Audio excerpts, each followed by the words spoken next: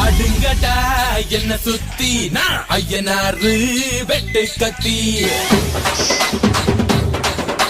பாட போறேன் என்ன பத்தி கேளுங்கடா வாய பொத்தி ஆடுங்கடா என்ன சுத்தி நான் ஐயனாரு வெட்டு கத்தி பாட போறேன் என்ன பத்தி கேளுங்கடா வாய பொத்தி கடா வெட்டி பொங்க வச்சா காளியதா பொங்கலடா துள்ளிக்கிட்டு பொங்க வச்சா ஜல்லிக்கட்டு பொங்கலடா அடிய உதையும் கலந்து வச்சு விடிய விடிய விருந்து வச்சா போக்கிரி பொங்கல் போக்கிரி பொங்கல் இடுப்பு எலும்ப ஒடிச்சு வச்சு அடுப்பில்லாம எரிய வச்சா போக்கிரி பொங்கல். நாட்டில் உள்ள ஓரிரு பெரும் பணக்காரர்களின் நலனுக்காக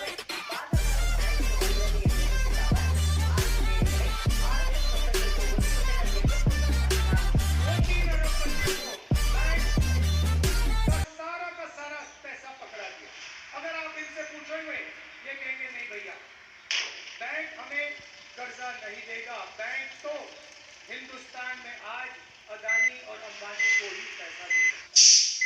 பட்டியலின மற்றும் பிற்படுத்தப்பட்ட மக்களுக்கான இடஒதுக்கீட்டை முடிவுக்கு கொண்டு வர பாஜக தொடர்ந்து முயற்சி செய்து வரும் நிலையில் காங்கிரஸ் அதை முழு பலத்துடன் பாதுகாக்கும் என்றும் திரு ராகுல் காந்தி கூறினார். ஹரியானாவில் போதைப் பொருள் பிரச்சினை அதிகரித்து வருகிறது என்று குற்றம் சாட்டிய அவர் அதானியின் முந்த்ரா துறைமுகத்தில் டன் கணக்கில் போதைப் பொருள் சிக்கிய போதும் ஆட்சியில் உள்ள பாஜக அரசு சம்பந்தப்பட்டவர்களை கைது செய்யவில்லை என்றும் திரு ராகுல் காந்தி குற்றம் சாட்டினார். தமிழ்நாட்டில் வடகிழக்கு பருவமழை இயல்பை விட அதிகமாக இருக்கும் என்று இந்திய வானிலை ஆய்வு மையத்தின் தென்மண்டல தலைவர் திரு பாலச்சந்திரன் தெரிவித்துள்ளார்.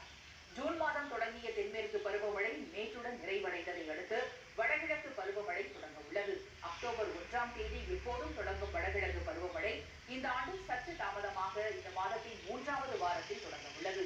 இந்நிலையில் சென்னை நுங்கம்பாக்கத்தில் உள்ள சென்னை வானிலை ஆய்வு மைய அலுவலகத்தில் நேற்று செய்தியாளர்களிடம் பேசிய இந்திய வானிலை ஆய்வு மையத்தின் தென்மண்டல தலைவர் திரு பாலச்சந்திரன் வட தமிழக பகுதிகளில் இயல்பை விட வடகிழக்கு பருவமழை அதிகமாக இருக்கும் என்றார்.